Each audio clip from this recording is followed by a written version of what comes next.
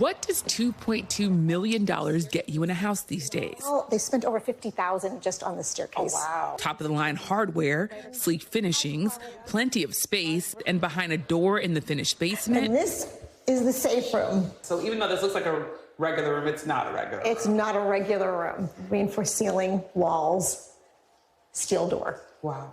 The seller of this Virginia home says she wanted somewhere her family could shelter in case of a bad storm. But it's good to know you have a safe room in case anything ever happens. It's part of a growing trend, Americans hardening their homes against the shifting world outside.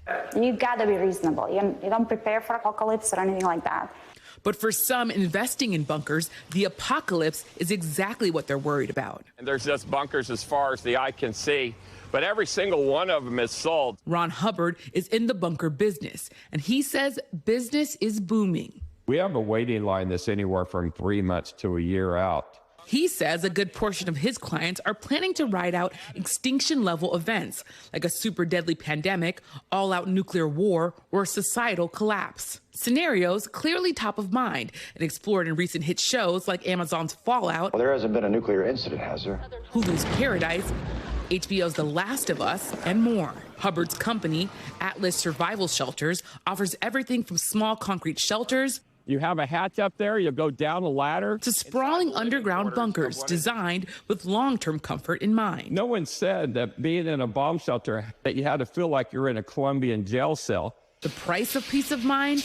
Anywhere from $20,000 to millions. Hubbard says politics seems to play a big role in who decides to shell out for shelter. It's about 99% conservative Republicans, Christians, that buy the underground bunkers. In fact, the bunker market is so hot, Hubbard says he's even working with a developer to build dozens of houses with bunkers pre-installed. One consulting firm forecasting the bomb and fallout shelter market will grow from about $140 million this year to more than $175 million in 2030. Hubbard says a significant amount of interest is coming from the ultra-wealthy. High net worth people, their main concerns, number one is going to be a biological event.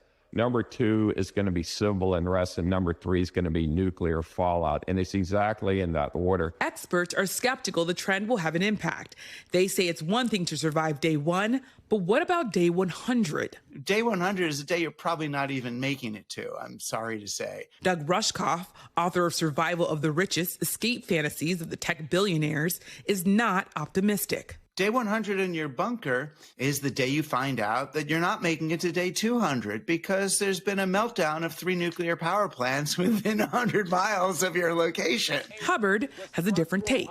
You may say I'll go down with the ship, but trust me, if you can get on a lifeboat, you get on a lifeboat. Even if the apocalypse is a ways off, in a world where climate change-driven storms and wildfires are the new norm, for many, a lifeboat doesn't seem like a bad idea. A recent survey finding 74 million Americans are prepping for a disaster, spending about $11 billion a year, with more millennials and Gen Zers stocking up on survival kits and medical supplies than older generations. Our particular business has grown immensely over the last 5 years. North Carolina-based U.S. Safe Room makes a variety of shelters geared toward companies or people looking for protection from tornadoes, wildfires, and storms. A 2024 FEMA survey also finding 83% of respondents taking at least 3 preparedness actions for a disaster, up significantly from previous years.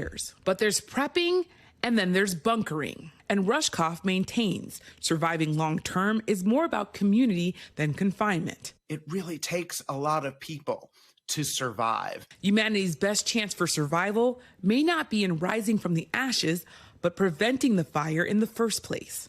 Yamiche Alcindor, NBC News. We thank you for watching, and remember, stay updated on breaking news and top stories on the NBC News app or watch live on our YouTube channel.